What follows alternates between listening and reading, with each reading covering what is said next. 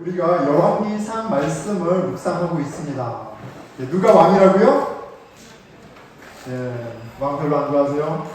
하나님이 왕이시죠. 많은 왕들이 등장하지만 참 왕은 여호와 하나님이십니다. 자, 오늘 주제는 멍에를 가볍게 하소서라는 주제로 말씀을 전하려고 합니다. 하울링을 좀 없애주시겠어요? 멍에를 가볍게 하소서라는 주제예요. 자, 멍에란 그림을 한번 볼까요? 멍에란 저렇게 가축 어깨에 씌워서 물건을 끌도록 만든 기구입니다. 저 멍에를 메고 짐을 나르는 거죠. 여러분, 저 소만의 이야기가 아니죠. 실은 우리가 모두 멍에를 지고 삽니다. 모든 사람에게 부여된 책임이 있잖아요. 그렇죠? 학생으로, 직장인으로, 배우자로, 부모로, 자녀로서 책임져야 할 역할이 있습니다. 이런 면에서 우리가 사실 다 멍에를 지고 살아갑니다. 이런 책임, 역할 가볍지 않죠. 책임으로부터 역할로부터 이 멍에로부터 자유로운 사람은 없습니다. 갑자기 궁금하네요. 나는 자유롭다. 한번 손 들어볼까요? 나는 자유롭다. 예상했던 대로 없네요. 자, 오늘 멍에를 한번 이렇게 디파인 해보겠습니다. 내가 먹고 사는 그런 환경이라고 한번 생각해보죠. 여러분, 환경에서 자유로운 사람은 없습니다. 우리가 어떤 환경 속에 있죠. 이 환경에는 정치, 경제, 문화, 종교, 교육, 사회, 역사, 자연 등 다양한 영역이 포함돼요. 이 모든 영역 안에 우리가 살고요. 사회 구성원으로 역할과 책임이 만들어져요. 이런 다양한 영역들이 복합적으로 작용해서 그런 역할들이 주어집니다.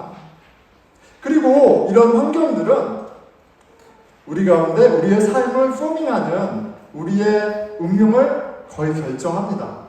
동의하시나요? 너무 과장일까요? 환경이 우리의 모습을, 운명을 결정한다. 다 동의하지 않으셔도 이 환경이 얼마나 중요한지에 대해서는 다 동의하실 겁니다. 우리 삶의 모습을 형성하는데 굉장히 큰 영향을 줍니다.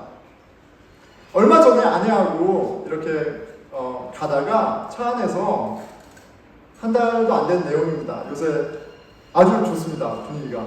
그래서 아주 이렇게 풍성한 대화가 있는데 그 가운데 문득 이런 이야기를 했어요.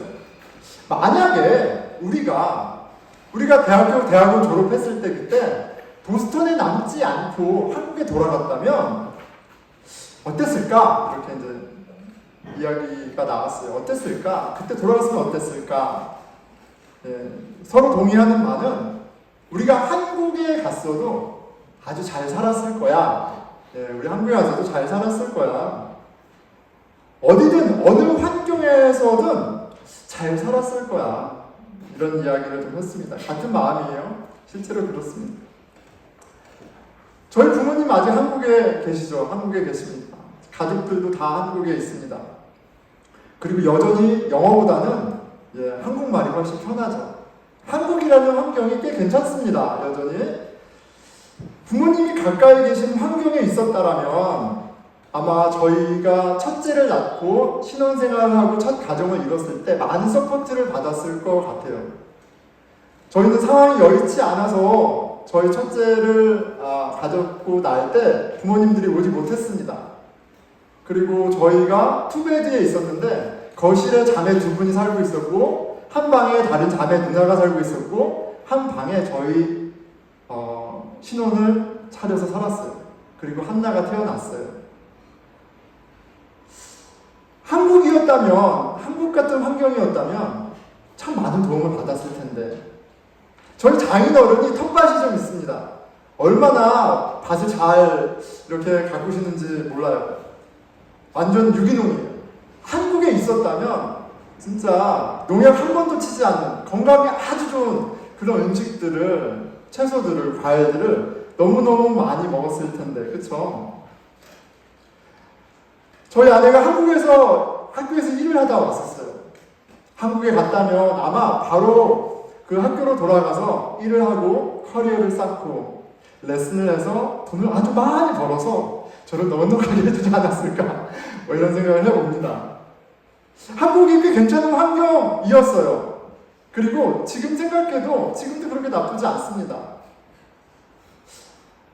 그런데 이야기 말미에 저희 아내가 이렇게 얘기하는 거예요. 그런데 아마 우리가 한국에 갔으면 이렇게 아이 넷을 갖지는 못했을 거야 이렇게 얘기하시더라고요. 한국 정말 바쁘잖아. 한국 정말 바쁘잖아. 여러분 맞아. 한국 참 바쁘지. 바쁘게 살지. 아내가 아마도 한국에 갔으면 그 환경 속에서는 아마 아이 넷을 갖기 힘들 것이다 라고 얘기했을 때 완전히 수긍이 됐습니다. 저희 누나가 아이 셋을 키우면서 어떤 스트럭을 하는지 제가 보아왔거든요. 그리고 아마도 제가 지금처럼 아이들과 가족과 많은 시간을 보내는 건 좀 어렵지 않을까 하는 생각이 들어요. 왜요? 한국 분위기가 그렇지 않아요. 환경이 그렇지 않습니다. 가만두질 않죠. 환경이 그렇습니다. 여러분, 환경 안에는 문화와 가치 모든 게 포함되어 있잖아요. 한국에 있는 그 야식 문화가 미국에는 보스턴에는 없습니다. 식당도 열지 않죠. 밤 10시에 그냥 이제 아무데도 갈 데가 없습니다. 가끔 저희 누나가 진태가 너가 한국에 살았더라면 밤에 가족끼리 모여서 그냥 걸어서 앞에 있는 많은 그 치킨집 있잖아요. 치킨집에 같이 가서 가족들이 오손도손 앉아서 맛있는 그 통닭을 시켜서 시원한 사이다와 함께 이렇게 친교를 했을 텐데 굉장히 아쉬워해요. 근데 여기는 갈 데가 없습니다. 그렇죠? 자, 그런데 여기에는 또 있는 게 있어요. 보스턴에 있는 게 있죠. 사람들이 막 달립니다. 막 달려요. 달리기 하기 너무 좋은 곳이에요. 예, 그런 환경이에요. 저희 아이들이 첫째, 둘째가 10살 그리고 13살인데 저희 아이들은 뛰면 5km는 그냥 뛰어야 되는지 알아요. 그냥 5km는 뛰어야 됩니다. 예, 우리 한국에서 체육장 할 때 1km 뛰었잖아요. 1km. 허걱대면서. 그런데 여기는 다 뛰다 보니까 아이들이 보고 자라서 그냥 엄마 아빠랑 뛰면 5km는 그냥 뛰어요. 그냥 뛰어야 되는지 알아요. 뭐 덕분인가요? 환경 덕분이에요. 환경이 얼마나 중요해요. 예, 환경이 정말 중요합니다. 그래서 저는 이렇게 학군을 따지는 거에 대해서 좀 그렇다라고 생각했었는데 보니까 환경이 너무 중요합니다. 좋은 환경을 찾아서 그래서 이사 가나 봐요. 물론 안 좋은 환경 가운데에서도 개인이 마음을 먹고 열심히 노력해서 상황을 극복하는 그런 노력과 그런 칭찬받을 만한 그런 모습의 삶을 사는 분이 있죠. 아름다운 겁니다. 그런데 제가 조금 살아보니까 저는 그렇더라고요. 내 장사가 없고요. 가랑비에 옷이 졌습니다. 내가 아무리 다르게 살고 싶어도 환경 가운데 어쩌지 못하는 저 자신을 많이 봤어요. 나의 삶을 더 풍성하고 아름답게 하기 원한다면 그것을 가능하게 하는 좋은 환경을 어떻게 해요? 적극적으로 찾아야 됩니다. 그것이 어떤 환경인지 잘 분별하고 그것을 찾아가는 지혜와 용기가 필요해요. 그런데 우리 믿음의 사람에게는 그것보다 더 중요한 게 있죠. 무엇보다도 우리에게 최선의 환경을 조성해 주시는 하나님의 은혜와 섭리를 깨닫는 그런 복이 좀 필요합니다. 오늘 말씀 가운데 가르쳐 주시길 기대해요. 자, 오늘 배경입니다. 솔로몬 왕, 부요함과 지혜의 끝판왕 솔로몬 왕이 처음에는 하느님만을 예배해서 참 멋지게 시작했는데 나중에는 우상숭배자가 돼서 참 안 좋게 끝났습니다. 이렇게 마무리가 됐고요. 그리고 이제 그의 아들이 이제 왕으로 새로운 시대를 시작하는 장면이 바로 그 배경입니다. 오늘 본문에 이제 아들 르호보암이 대관식을 가지려고 해요.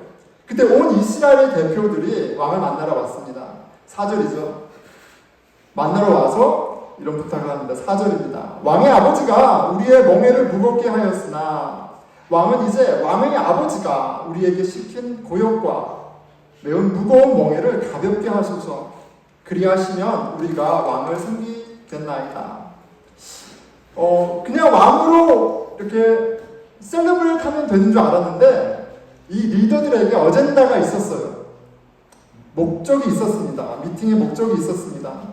솔로몬 왕의 시대보다는 좀 더 나은 환경을 만들어 주십시오. 좀 더 편안한 환경을 만들어 주십시오. 라고 이렇게 요청하는 그런 어젠다가 있었어요. 이스라엘 백성들은 지쳐 있었습니다. 솔로몬 왕이 그의 아내들을 위해 집을 지어주고 또 그 아내들이 가지고 온 우상들을 예배하는 처소들을 만들면서 백성들을 노역에 동원했어요. 그래서 지쳤습니다.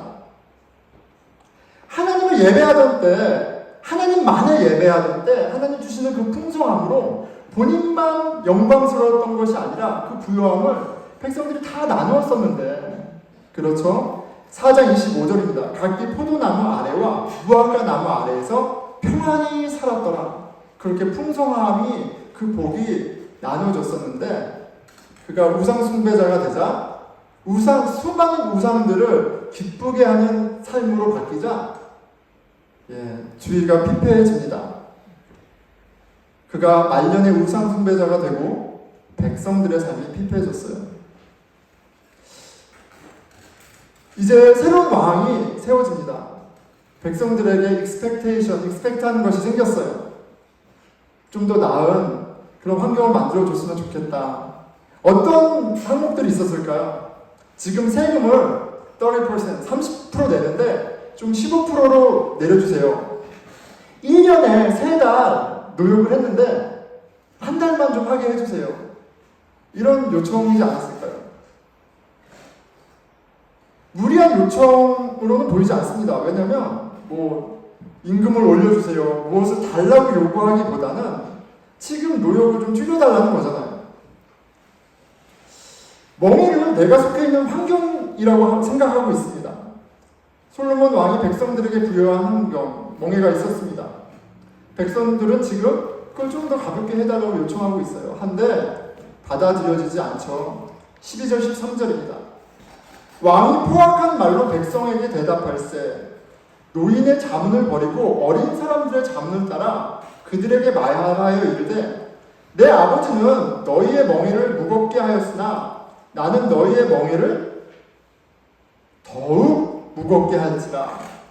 내 아버지는 채찍으로 너희를 징계하였으나 나는 전갈 채찍으로 혹은 쇠 채찍으로 너희를 징계하리라 하니라.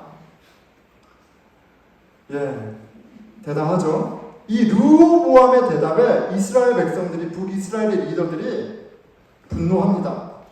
지금도 힘들어 죽겠는데 더 환경을 나쁘게 하겠다고, 어렵게 하겠다고 분노합니다. 그런데 여기서 르호보암 왕을 조금 디펜드 해보겠습니다.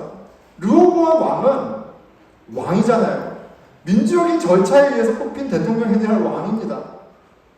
다윗과 솔로몬에 이어서 하나님의 언약, 신적인 권위를 받은 그런 정통성 있는 왕이에요. 자, 그런 왕인데 왕으로서의 그 권위를 이야기하고 권세를 얘기할 때 어떻게 보면 당연한 겁니다. 자, 그런데 여기에 좀 우리가 눈여겨보게 되는 게 지금 왕으로 세워지는 장소가 예루살렘이 아니라 북이스라엘의 영역인 세겜으로 올라왔어요. 세겜은 여호수아가 하나님과 그 율법을, 그 언약을 리뉴하고 백성들도 그들의 하나님 백성됨을 다시 한번 커밋한 역사적인 장소이기는 하지만, 여러분, 내 본거지가 예루살렘인데 굳이 북이스라엘까지 갈 필요가 있나요? 솔로몬 왕도, 그쵸, 다윗 왕도 예루살렘에서 왕이 됐어요. 근데 세겜까지 갔어요. 무언가 양보를 하는 모습이 있습니다. 북이스라엘 왕들에게 양보했어요. 한 발짝을 양보했어요. 양보했는데 그 북이스라엘의 리더들이 더 양보할 것을 원해요. 내가 왕인데, 내가 정통성 있는 왕인데. 어쩌면 르호보암에게는 자기의 권위를 지켜야 한다는 그런 염려가 있었는지도 몰라요. 어쨌든 그에게는 자기 권위를 지키는 것이 너무너무 중요했습니다. 그리고 결과적으로 백성들이 르호보암을 떠나게 되는 그런 결과를 맞아요. 르호보암을 백성들이 리젝하고요. 이제 새로운 카드를 선택합니다. 그들의 청을 잘 들어줄 새로운 왕을 세웁니다. 새로운 좀 더 나은 환경을 조성해 줄 수 있을 것처럼 보이는 왕이죠. 바로 여로보암입니다. 솔로몬의 신하였지만 도망자가 되어서 이집트까지 내려갔던, 하지만 그들이 다시 불러서 지금 세겜에 같이 있는 여로보암을 왕으로 세웁니다. 자, 그렇게 해서 우리 어린이 설교에서 봤듯이 북이스라엘과 남유다로 이스라엘이 쫙 나뉘어지게 돼요. 자, 르호보암은 자신의 권위를 가장 중요하게 여기는 왕이었다고 여겨집니다. 그러니까 그런 수를 뒀겠죠. 다윗 왕과 솔로몬 왕의 직통이었잖아요. 그리고 더군다나 르호보암에게는 그의 왕권을 정당하게 해주는 신적 권위를 부여해주는 것들이 있었어요. 성전이 있었고요. 성전 안에 언약궤가 있었고요. 그리고 제사장들이 있었습니다. 자, 그런데 상대적으로 여로보암 왕에게는 그의 왕권을 지켜줄 정통성이 부족했어요. 물론 선지자를 통해서 그가 하나님이 그에게 10개의 지파를 주실 것이다 라는 것을 들었지만 하나님이 함께 하심을 의지하기보다는 그는 다른 것을 의지했습니다. 다른 것에서 서포트를 기대했어요. 뭐였을까요? 바로 백성들의 서포트였어요. 인기였습니다. 아니, 목사님 어떻게 그렇게 얘기하세요? 여로보암이 왕이 되고 나서 했던 많은 정책들을 통해서 우리가 좀 확인할 수가 있죠. 여로보암은 백성들로부터 인기를 유지하는 것이 너무나 중요한 왕이었습니다. 27절이죠. 만일 이 백성이 예루살렘에 있는 여호와의 성전에 제사를 드리고자 하여 올라가면 이 백성의 마음이 유다 왕된 그들의 주 르호보암에게로 돌아가서 나를 죽이고 유다의 왕 르호보암에게로 돌아가리로다 하고, 정통성이 부족했던 여로보암은 그 자기를 왕으로 세운 사람들의 그 서포트, 그 인기가 식을까봐 걱정이 됐어요. 그래서 무엇을 하나요? 금송아지들을 만듭니다. 금송아지를 크게 2개 만들어서 베델과 단에 세우고요. 자, 여기에 바로 우리 여호와 하나님이 여기 있어. 백성들에게 금송아지를 하나님이라고 얘기해요. 그건 무슨 말입니까? 예루살렘으로 더 이상 갈 필요가 없어 라는 얘기죠. 우상만을 만드는 것이 아니고 나라 곳곳에 예배드릴 수 있는 처소인 산날 하이플레이스를 만듭니다. 그리고 레위인에게만 허락됐던 제사장직을 이제 누구나 원하면 제사장이 될 수 있게끔 해줬어요. 사람들이 볼 수 있는 하나님, 그리고 하나도 아니고 맨 위와 맨 아래, 그리고 많은 산당들, 그리고 누구나 원하면 제사장이 될 수 있는 새로운 제도, 환경. 여로보암은 그 인기를 잃지 않기 위해서 또는 백성들을 위해서 언제 어디서나 쉽고 간편하게 예배를 드릴 수 있는 환경을 만듭니다. 여로보암은 하나님의 뜻이 근간이 되는 율법을 이렇게 어그러뜨리고 망쳐놓습니다. 한편으로 그런 걸 봐요.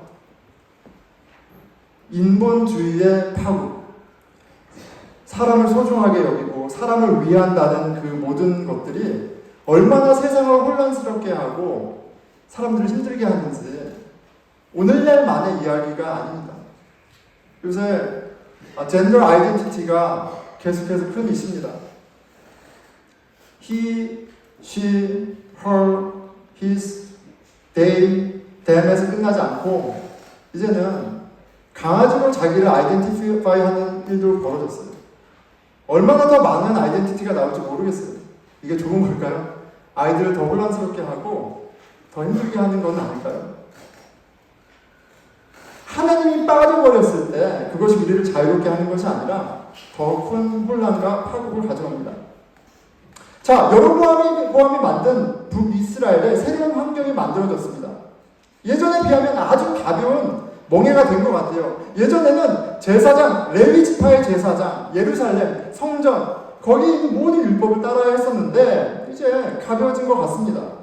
그리고 르호보암이 훨씬 더 나이스한 것 같아요. 이제 이 환경 속에 사는 사람들은 그런데 아이러니컬하게도 이렇게 더 가벼워 보이는 멍해 가운데 사는 이 사람들은 아이러니컬하게도 이제 모두 자연스럽게 우상 숭배자가 돼버립니다.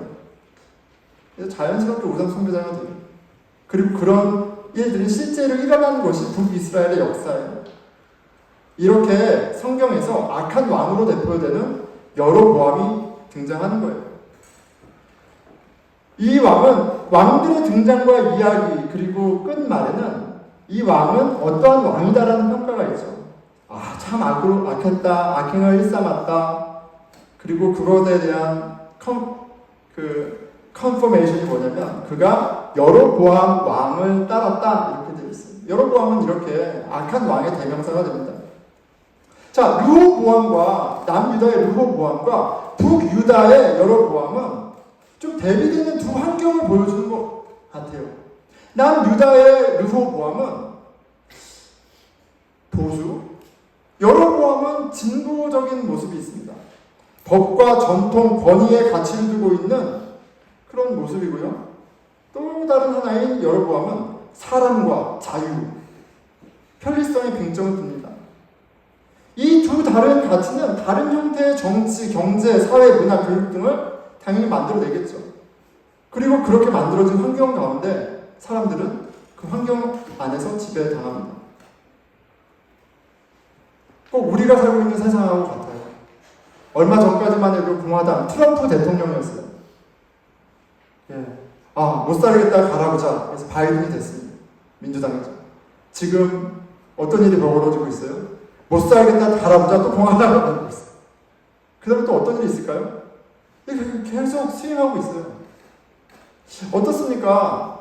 한국도 그렇죠. 민주당, 공화당, 자유, 진보, 보수 정신이 없습니다. 그런데 우리의 상황은 환경은 더 나아진 것 같이 보이지 않아요. 더 나빠진 것처럼만 보입니다. 계속해서 세워지는 리더들은 참담한 지경이에요. 자, 르호보암과 여로보암, 여러분 좀 이상한 흥미로운 점이 있지 않습니까?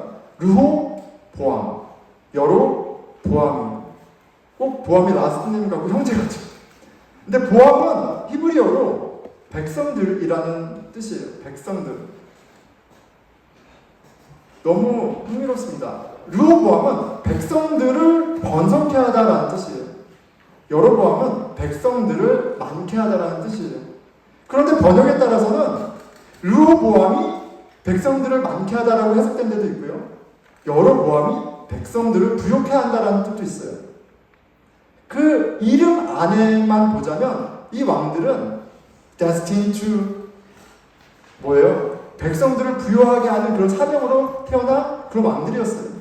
그런데 성경은 그런 사명을 갖고 태어난 르호보암 왕도, 남유다의 르호보암 왕도, 그 보수적이고 권위 있는 르호보암 왕도, 그리고 진보적이고 사람을 위하던 여로보암 왕도 다 실패했다라고 선언합니다.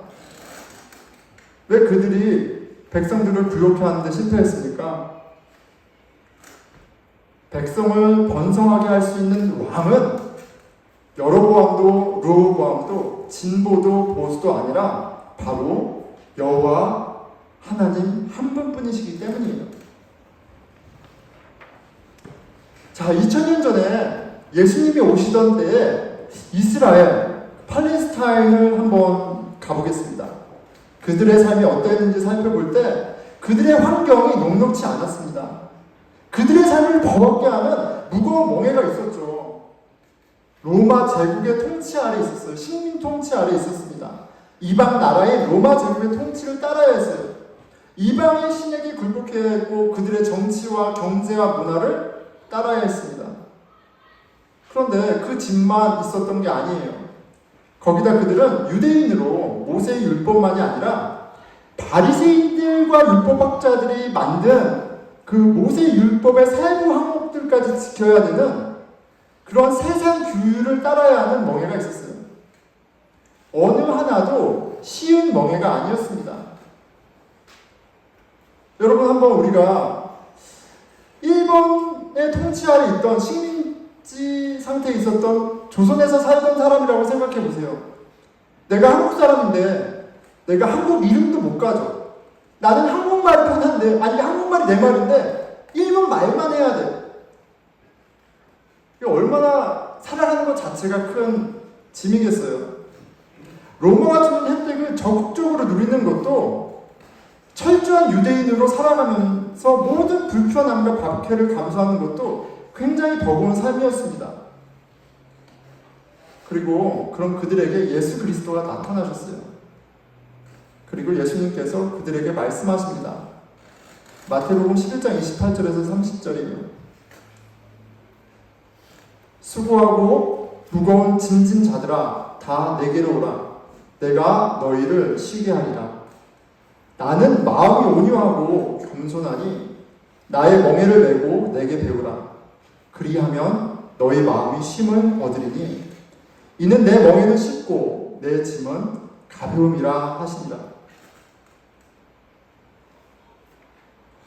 굉장히 흥미롭죠. 예수님이 너 멍에 짐 무겁지? 내가 그걸 다 없애줄게 라고 하지 않으시고요. 나의 멍에를 지라라고 얘기하세요. 나의 멍에를 지라. 나의 멍에는 너희를 쉬게 하고 너희를 살리고 부욕해 하는 그런 멍에니까 얘들아, 그 로마 제국의 멍에, 그 율법의 멍에, 진보, 보수, 이 세상에서 얘기하는 그 멍에가 아니라 내가 너희에게 주기 원하는 그 멍에를 매라고 하세요.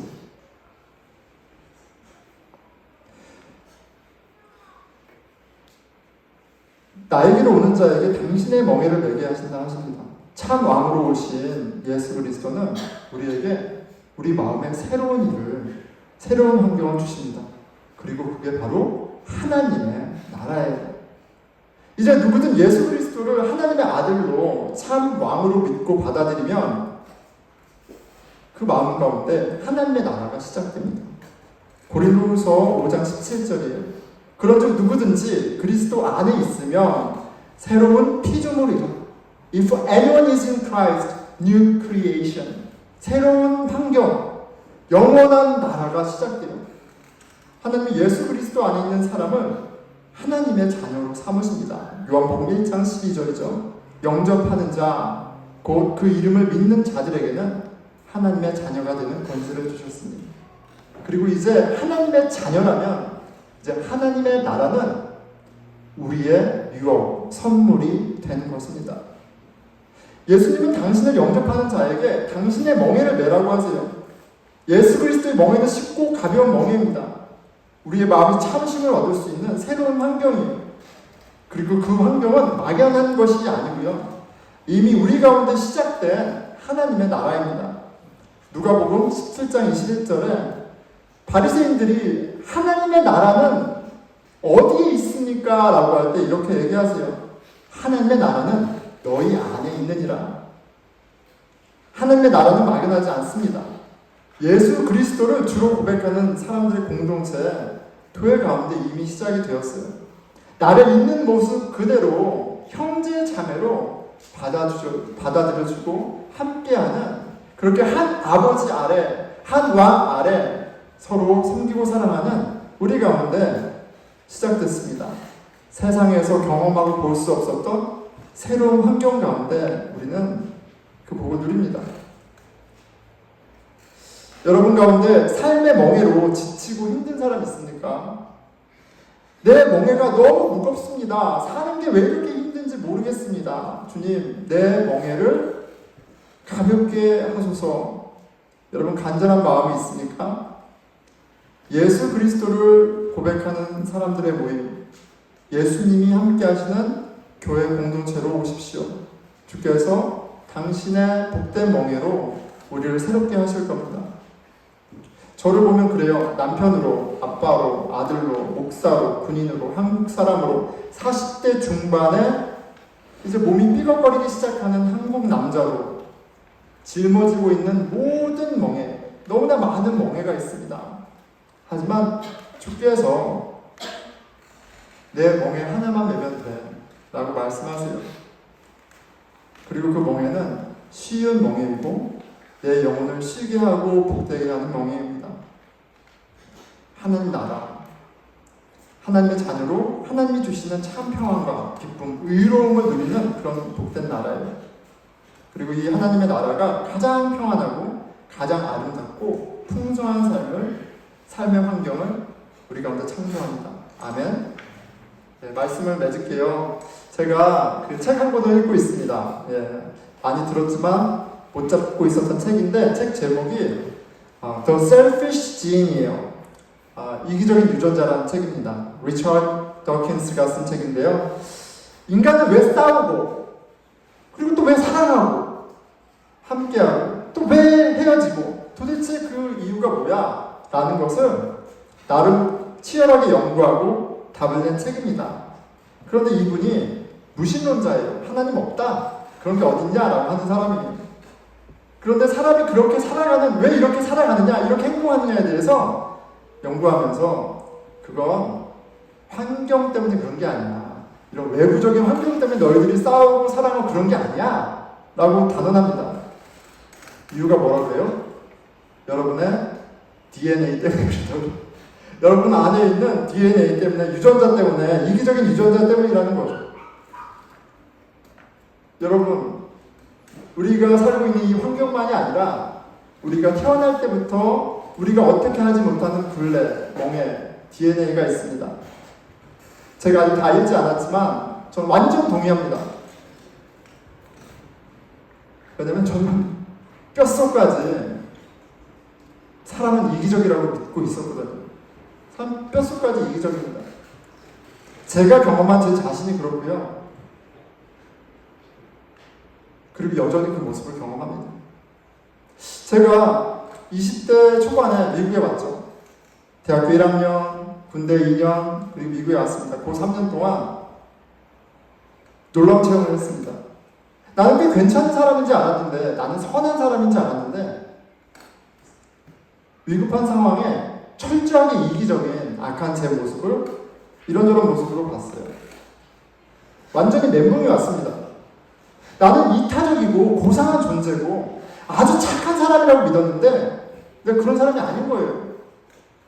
내 모습이 너무나 역겹고 더러운 거예요. 이런 내 자신의 멍에 짓눌려 괴로워했습니다. 어떻게 살았어요?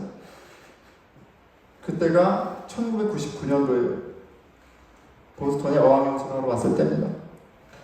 그리고 그때 개인적으로 저는 예수님을 만났습니다. 예수님을 만났는지도 모르고 만났어요. 바로 이 자리에 송구영신 2000년도 송구영신 예배 때 내가 내 발로 찾아온 예배당이었지만 근데 여기서 나를 기다려주시고 나를 찾아오신 그 예수님을, 나를 초대하신 하나님을 만났습니다. 아직도 생생합니다. 예수님은 그때 믿지 않았고요.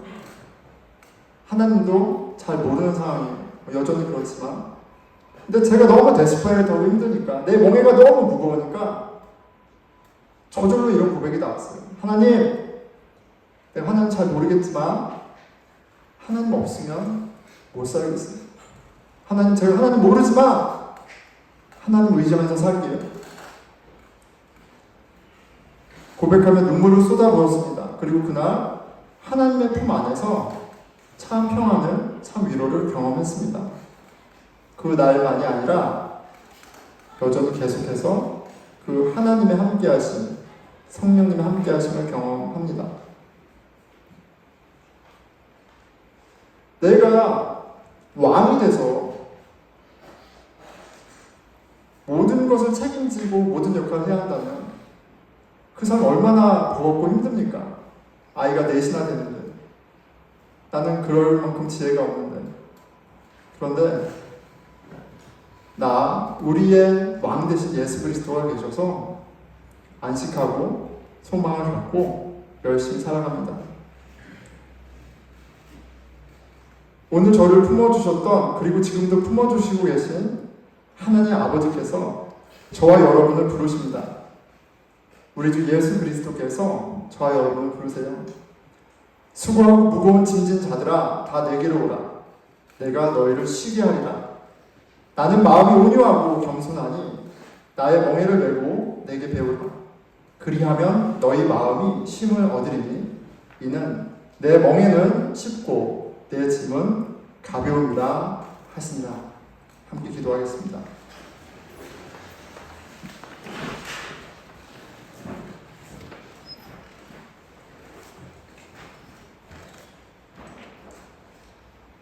이 멍에가 없는 인생이 어디 있습니까? 우리 영혼에 참 안식을 주는 그런 환경이 있나요?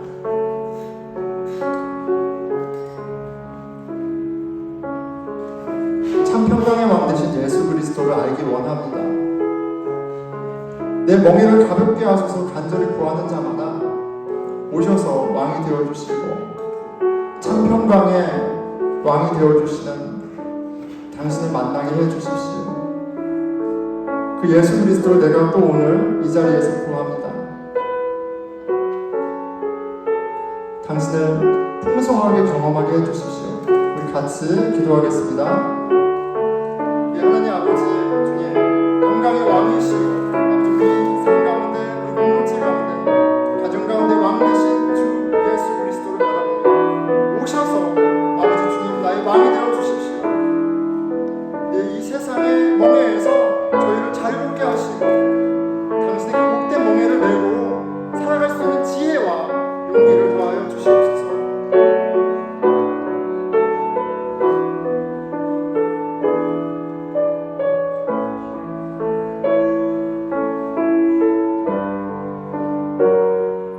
우리 공동체를 위해서 기도하겠습니다. 10명이 모이면 10명이 메고 있는 멍에가 있습니다. 100명이 모이면 100명이 메고 있는 멍에가 있습니다.